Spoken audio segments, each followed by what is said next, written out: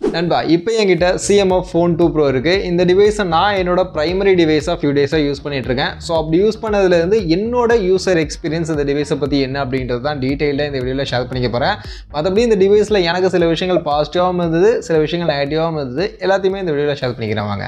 First டிவைஸுடைய box கண்டென்ட்னு கேட்டிங்கன்னா CMF வரக்கூடிய box இதுதான். அண்ட் ஃபர்ஸ்ட் உள்ள நமக்கு TPU கேஸ் கொடுத்துருந்தாங்க. அடுத்து CMF ஃபோன் இருந்துச்சு, மேனுவல்ஸ் கொடுத்துருந்தாங்க, 33 வாட்ஸ்க்கான சார்ஜரை பாக்ஸ்லேயே ஃபஸ்ட் டைமாக கொடுத்துருந்தாங்க, டைப் C கேபிள் கொடுத்துருந்தாங்க, சிம் எஜெக்டர் பின் இருந்துச்சு. ஃபர்ஸ்ட் இந்த மொபைலோட ஃபர்ஸ்ட் பாசிட்டிவ் என்னன்னு கேட்டிங்கன்னா டிசைன் தான். ஆக்சுவலி டிசைன் எனக்கு பர்சனலி பிடிச்சிருக்கு. நான் வாங்கியிருக்கிறது பார்த்தீங்கன்னா ஒயிட் கலர் வேரியன்ட். இந்த ஒயிட் கலர் பார்த்தீங்கன்னா டியூவல் டோன் பேட்டர்னில் இந்த மாதிரின்னு ஒரு டிசைனில் பண்ணியிருக்காங்க.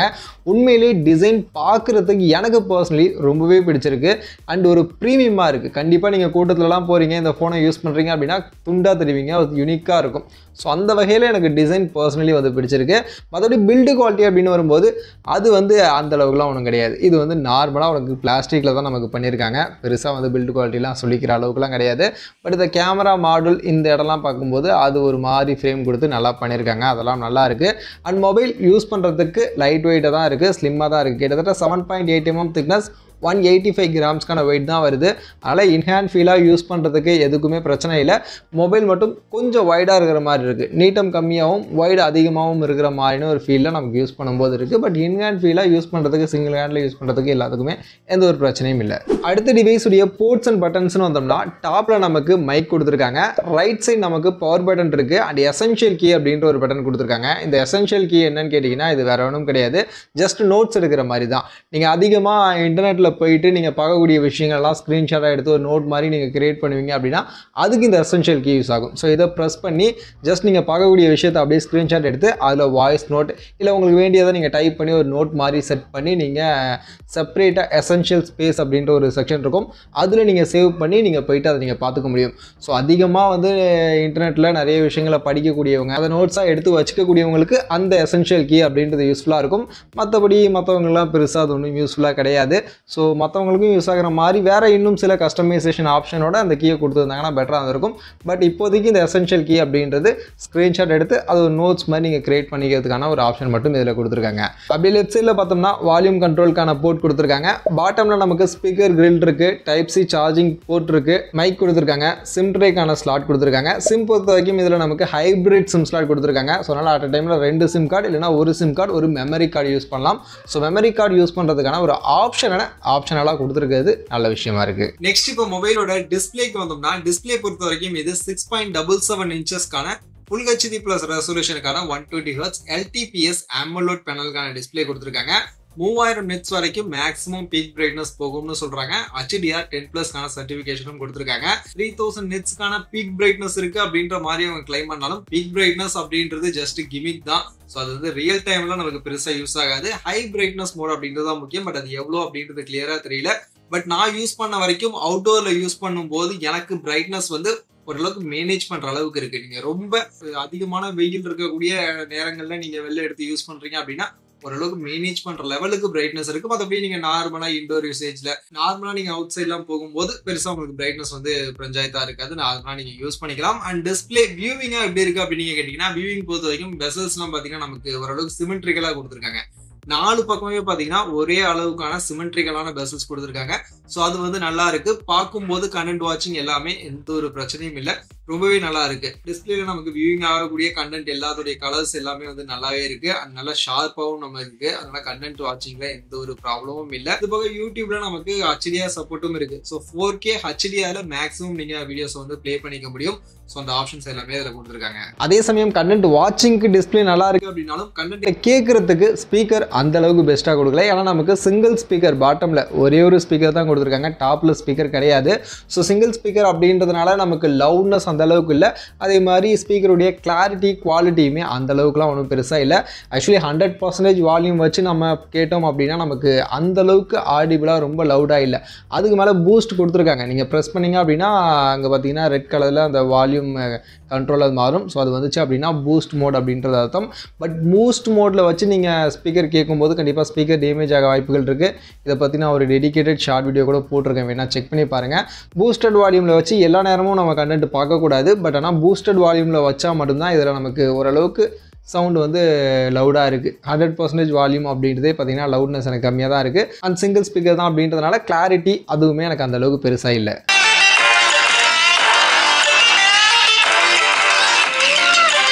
அடுத்து மொபைலோட பேட்டரிக்கு வந்தோம்னா பேட்டரி இதில் நமக்கு 5000 mAhக்கான பேட்டரி கொடுத்துருக்காங்க. அண்ட் அதை சார்ஜ் பண்ண 33 வாட்ஸ்க்கான சார்ஜரை பாக்ஸ்.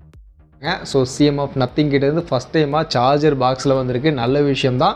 அண்ட் இந்த 33 வாட்ஸ்க்கான சார்ஜர் வச்சு சார்ஜ் பண்ணும்போது 1 hour 20 minutes என்னோட டெஸ்ட்லேருந்து 1.5 மணி நேரம் 1 மணி நேரம் 20 நிமிஷம் பார்த்தீங்கன்னா எனக்கு 100% சார்ஜ் ஆக டைம் எடுத்துக்கிச்சு. அதே சமயம் இந்த 5000 mAhக்கான பேட்டரியிலேருந்து எந்த அளவுக்கு பேட்டரி லைஃப் எடுத்துக்க முடியுதுன்னு கேட்டிங்கன்னா கிட்டத்தட்ட 1 டேக்கான பேட்டரி லைஃப் எடுத்துக்க முடியுது. எனக்கு ஸ்க்ரீன் ஆன் டைம் மட்டுமே பார்த்தீங்கன்னா 6.5 hours ஸ்க்ரீன் ஆன் டைம் அப்படின்றது வந்துச்சு. ஸோ அதனால் இது ஒரு நல்ல ரீசெண்டான ஸ்க்ரீன் ஆன் டைம் தான். கம்ப்ளீட்டாக ஒரு 1 டேக்கான பேட்டரி லைஃப் எடுத்துக்க முடியும். மற்றபடி இதோட இந்த பேட்டரி டெஸ்ட் சார்ஜிங் டெஸ்ட் எல்லாம் பண்ணி ஒரு டீட்டெயில்டான வீடியோ கூட நம்ம சேனலில் போட்டிருக்கேன். ஸோ அதை பற்றி இன்னும் கொஞ்சம் டீட்டெயில்டாக நீங்கள் தெரிஞ்சுக்கணும்னு நினச்சிங்கன்னா அந்த வீடியோ செக் பண்ணி பாருங்கள். நெக்ஸ்ட் மொபைலோட பர்ஃபார்மன்ஸுக்கு வந்தோம்னா பர்ஃபார்மன்ஸுக்கு இதில் நமக்கு Dimensity 7300 Pro அப்படின்னு சொல்லக்கூடிய ப்ராசர் யூஸ் பண்ணியிருக்காங்க. ஆக்சுவலி இது 4 nanometer ப்ராசர் தான், TSMC தான் ஃபேப்ரிகேட் பண்ணியிருக்காங்க. பட் ப்ரோ அப்படின்ற நேம் இருக்குது அப்படின்றதுனால இது ப்ரோ லெவலுக்கான பர்ஃபார்மன்ஸ்லாம் கொடுக்கும் அப்படின்ற மாதிரிலாம் நினச்சிடாதீங்க.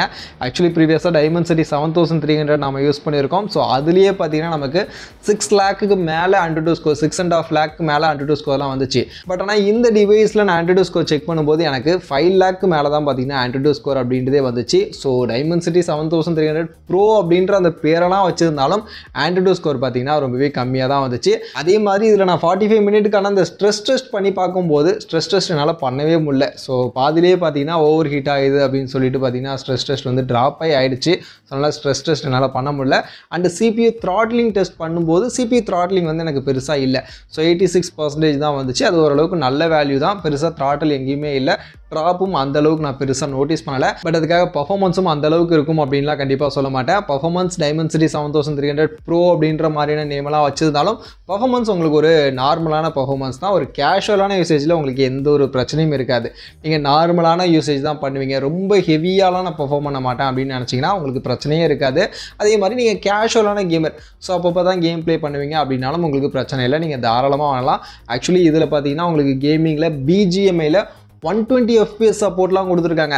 ஸோ எப்படி இந்த பட்ஜெட்டில் 120 FPS சப்போர்ட்லாம் BGMIயில் கொடுத்தாங்கன்னு தெரியல. பட் அதெல்லாமே இதில் கொடுத்துருக்காங்க. பட் அஃப்கோர்ஸ் 120 FPSல கேம் ப்ளே பண்ணுறதுக்கு நான் வந்து இதில் அந்தளவுக்கு சஜஸ்ட் பண்ண மாட்டேன். 120 FPSல கேம் ப்ளே பண்ணும்போது கண்டிப்பாக கொஞ்சம் நேரம் விளாண்டதுக்கப்புறம் உங்களுக்கு வந்து லைட்டாக ஃப்ரேம் ட்ராப் எல்லாமே ஃபீல் பண்ண முடியுது. ஸோ அதனால் அந்தளவுக்கு பெஸ்ட்டாக இல்லை.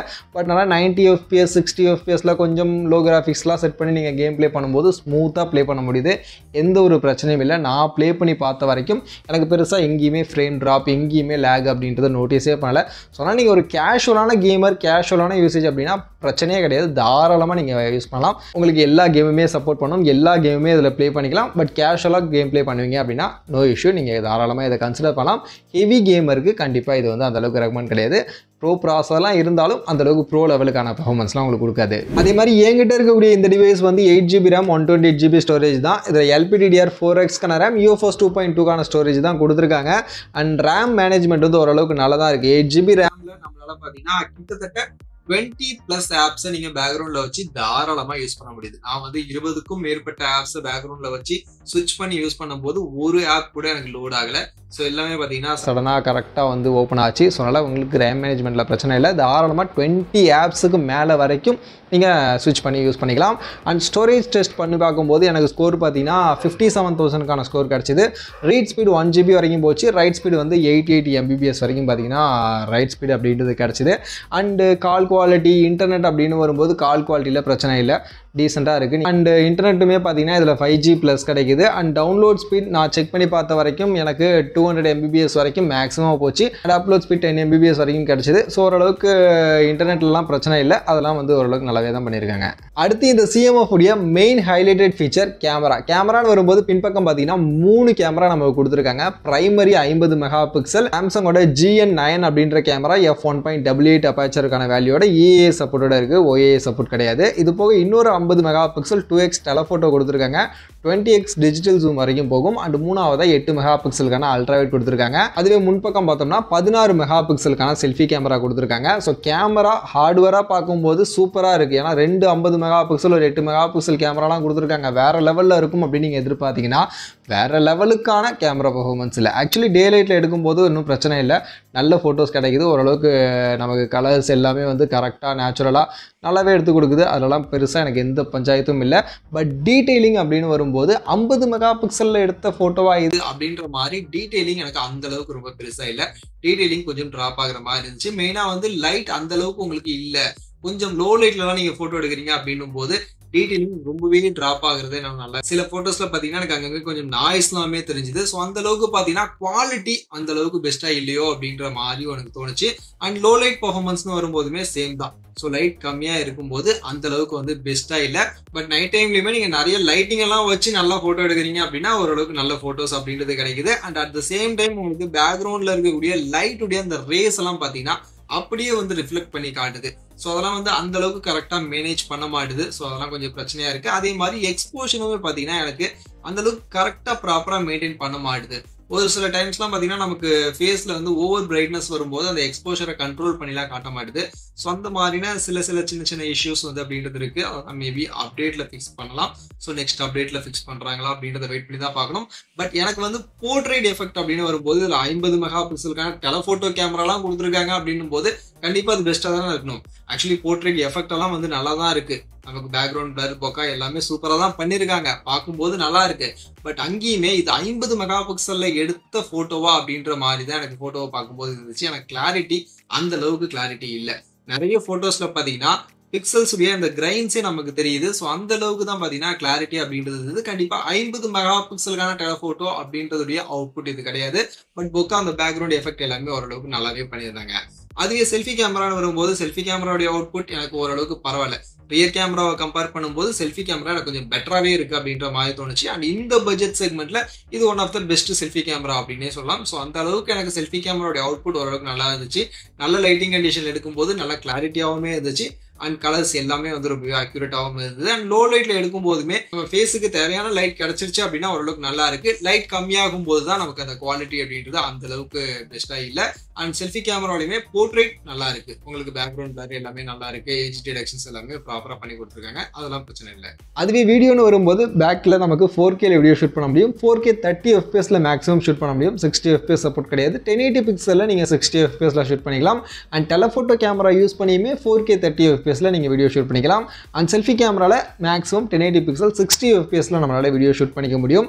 அண்ட் வீடியோ சாம்பிள்லாம் நான் உங்களுக்கு ஆட் பண்ணுறேன், நீங்களே பாருங்க. இந்த வீடியோ நம்ம இப்போ CMF Phone 2 Pro இதோட ரியர் கேமராவில் 4K 30 FPS so maximum recording குவாலிட்டியாக தான். ஸோ அதில் தான் ஷூட் பண்ணிகிட்ருக்கோம். ஸோ எந்த அளவுக்கு குவாலிட்டி இருக்குது அப்படின்றத பாருங்கள். ஸ்கையெல்லாம் எந்த அளவுக்கு கேப்சர் பண்ணுது. அண்ட் அப்படியே பாருங்கள், இந்த பக்கம் திருப்புறேன். ஸோ இதில் 2x ஜூம் பண்ணி எடுக்கலாம். ஸோ 2x எடுக்கக்கூடிய வீடியோ கிளாரிட்டி இந்த மாதிரி தான் இருக்குது. அண்ட் ஸ்டெபிலிட்டிலாம் எந்த அளவுக்கு இருக்குது அப்படின்றத நோட் பண்ணுங்கள். அண்ட் என்னோடய வாய்ஸ் கேப்சர் எந்த அளவுக்கு இருக்குது அப்படின்றதும் நோட் பண்ணிக்கோங்க. இதில் 60 FPS ஷூட் பண்ணணும்னா 1080 பிக்சலில் தான் சப்போர்ட் இருக்குது. ஸோ அதனால் 1080 பிக்சல் 60 FPSல நான் இப்போ வீடியோ ஷூட் பண்ணிகிட்ருக்கேன். ஸோ 60 FPS மேபி அந்த 30 FPSை விட இன்னும் ஸ்மூத்தாக இருக்கும்னு நினைக்கிறேன். ஸோ இதோட வீடியோ கிளாரிட்டி எப்படி இருக்குது அப்படின்றதையும் பார்த்துங்க. செல்ஃபி கேமராவில் மேக்ஸிமம் 1080 பிக்சல் 60 FPSல நம்மளால் வீடியோ ஷூட் பண்ண முடியும். ஸோ 60 FPSல ஷூட் பண்ணிகிட்ருக்கேன். ஸோ வீடியோ கிளாரிட்டி எப்படி இருக்குது அப்படின்றத நோட் பண்ணிக்கங்க. நான் நடக்கும்போது ஸ்டெபிலிட்டிலாம் எப்படி இருக்குது, என்னோடய வாய்ஸ் கேப்சர்லாம் எந்த அளவுக்கு இருக்குது அப்படின்றத பாருங்கள். டேரெக்டாக சன்லைட்டில் ஷூட் பண்ணிகிட்ருக்கேன். ஸோ அதனால் கிளாரிட்டி எப்படி இருக்குது, பேக்ரவுண்டில் ஸ்கையெல்லாம் எந்த அளவுக்கு தெரியுது அதெல்லாம் நல்லா நோட் பண்ணி. நெக்ஸ்ட் இந்த ஃபோனோட main positive UI OS. So software அப்படின்னு வரும்போது இதில் பார்த்தீங்கன்னா நமக்கு out of the box Android 15 Nothing OS 3.2ஓட நமக்கு கொடுத்துருக்காங்க. ஸோ லேட்டஸ்ட்டான ஒரு OS அண்ட் UI உங்களுக்கு தெரியும். நத்திங்கோடைய UI வந்து செம்ம ஸ்லீக்காக இருக்கும், செம்ம சிம்பிளாக இருக்கும். அட் த சேம் டைம் உங்களுக்கு ஆட்ஸ் பிளாட்டோஸ் எதுவுமே இருக்காது. அண்ட் கஸ்டமைசேஷன் ஆப்ஷனுமே நிறைய கொடுத்துருப்பாங்க. அண்ட் அனிமேஷன் மாதிரியான விஷயங்களுமே பார்த்தீங்கன்னா ரொம்பவே நல்லாவே இருக்கும். உங்களுக்கு சார்ஜ் ப்ளக் பண்ணும்போது வரக்கூடிய அனிமேஷன், ஒவ்வொரு ஆப் ஸ்விட்ச் பண்ணும்போது வரக்கூடிய அனிமேஷன் எல்லாமே யூஸ் பண்ணுறதுக்கு ரொம்பவே நல்லாயிருக்கும். ரொம்பவே சிம்பிளாக ஸ்லீக்கான ஒரு UIயாக இருக்கும். ஸோ அதனால் UI கண்டிப்பாக இந்த ஸ்மார்ட் ஃபோனுக்கு ஒரு பெரிய பாசிட்டிவ். உங்களுக்கு இந்த பட்ஜெட்டில் ஒரு பெஸ்ட் UI ஆட்ஸ் எதுவுமே இல்லாத ஒரு UI ஸ்மார்ட் ஃபோனில் நீங்கள் எக்ஸ்பீரியன்ஸ் பண்ணணும்னா இது ஒன் ஆஃப் த பெஸ்ட்டாக இருக்கும். அதே மாதிரி ஓஎஸ் அப்டேட்னு வரும்போதுமே நமக்கு 3 வருஷத்துக்கான சாஃப்ட்வேர் ப்ராமிஸ் கொடுக்குறாங்க அண்ட் 6 வருஷத்துக்கான செக்யூரிட்டி பேட்ச்க்கான அப்டேட் கொடுப்போம் அப்படின்ற மாதிரி அஷூரன்ஸ் கொடுக்குறாங்க. ஸோ இந்த பட்ஜெட்டுக்கு எல்லாம் ஓகே தான். ஃபைனலி இந்த ஃபோனோட ப்ரைசிங். ஸோ பட்ஜெட் என்னன்னு கேட்டிங்கன்னா ஆக்சுவலி இப்போ இந்த ஸ்மார்ட் ஃபோன் பார்த்தீங்கன்னா 8GB RAM 128GB storage option 19,000 ரூபா அப்படின்ற ப்ரைசிங்க்கு சேல் பண்ணிட்டு இருக்காங்க. சரி, ஃபைனலி இப்போ இந்த ஃபோன் யாரெல்லாம் வாங்கலாம், யாருக்கெல்லாம் இந்த டிவைஸ் வந்து செட் ஆகும் அப்படின்னு நீங்கள் கேட்டிங்கன்னா இந்த டிவைஸ் பொறுத்த வரைக்கும் ஃபர்ஸ்ட் ஆஃப் ஆல் உங்களுக்கு நல்ல ஒரு டிசைனோட யூனிக்கான ஒரு டிசைனோட நீங்கள் கூட்டத்திலாம் எடுத்துகிட்டு போகிறீங்கன்னா தனியாக துண்டாக தெரிகிற மாதிரியான ஒரு டிசைன் உங்களுக்கு வேணும். அதோட யூஐ எனக்கு பெஸ்ட்டாக வேணும். ஸோ யூஐயில் எந்த ஒரு ஆட்ஸ் அண்ட் எந்த ஒரு பிளாட்வர்ஸும் இருக்கக்கூடாது. ஸ்லீக்கான ரொம்பவே சிம்பிளான நிறைய கஸ்டமைசபிள் ஆப்ஷன் இருக்கக்கூடிய ஒரு யூஐயாக இருக்கணும்னு கேட்டிங்கன்னா உங்களுக்கு இந்த ஸ்மார்ட் ஃபோன் கரெக்டாக இருக்கும். உங்களுக்கான ஸ்மார்ட் ஃபோன் தான் இது பெஸ்ட்டு. பட் அதை தாண்டி உங்களுக்கு டிஸ்பிளே ஓரளவுக்கு நல்ல டிஸ்பிளே தான். பட் அவுட்டோர் கண்டிஷனில் ரொம்ப பிரைட்டான டிஸ்பிளேவாக உங்களுக்கு இருக்காது. அதே மாதிரி பேட்டரி எல்லாமே ஓரளவுக்கு டீசெண்டாக பண்ணியிருக்காங்க. கேமராவுமே டீசெண்டாக இருக்குது. பர்ஃபார்மன்ஸ் ஓரளவுக்கு ஓகே அப்படின்ற லெவலுக்கு இருக்குது. ஸோ எல்லாமே பார்த்தீங்கன்னா ஓரளவுக்கு ஓகே டீசென்ட் அப்படின்ற லெவலுக்கு தான் இருக்குது. ரொம்ப பெஸ்ட் அப்படின்னு சொல்கிற அளவுக்கு எனக்கு இந்த ஸ்மார்ட் ஃபோனில் அந்த அளவுக்கு எதுவுமே பெருசாக வந்து படலை. ஸோ அதனால் எல்லாமே வந்து ஓரளவுக்கு நல்லா பண்ணியிருக்காங்க. பட் ஆனால் இன்னும் ஃபோக்கஸ் பண்ணி இன்னுமே நல்லா பண்ணியிருந்தாங்க. ஏன்னா ஹார்ட்வேர்லாம் பார்த்தீங்கன்னா 250 மெகா பிக்சலுக்கான கேமராலாம் கொடுத்துருக்காங்க. பட் ஆனால் அவுட்புட் அந்த அளவுக்கான அவுட்புட்லாம் கிடைக்கல. ஸோ அதெல்லாம் இன்னும் கொஞ்சம் ஃபோக்கஸ் பண்ணி இன்னும் பெஸ்ட்டாக பண்ணியிருந்தாங்க அப்படின்னா இது ரொம்பவே பெஸ்ட்டான ஃபோன்னு சொல்லியிருக்கலாம். பட் எனக்கு இந்த பட்ஜெட்டுக்கு பார்க்கும்போது ஓகே தான். உங்களுக்கு யூஐ டிசைன் முக்கியம். கேமரா உங்களுக்கு போர்ட்ரேட் எஃபெக்ட்லாம் ஓரளவுக்கு நல்லா இருக்குது. டிஸ்பிளே ஓரளவுக்கு ஓகே தான். பேட்டரி லைஃப் 5000 mAh தான் அப்படின்னாலும் அதுக்கேற்ற பேட்டரி லைஃப் எல்லாம் கொடுக்குது. ஸோ அதனால் ஓரளவுக்கு ஓகே டீசெண்டான ஒரு ஃபோன். இந்த மாதிரியான கொஞ்சம் யூனிக்கான டிசைன்லாம் நீங்கள் பார்க்குறீங்க அப்படின்னா இந்த ஃபோனை வேணால் நீங்கள் கன்சிடர் பண்ணலாம்.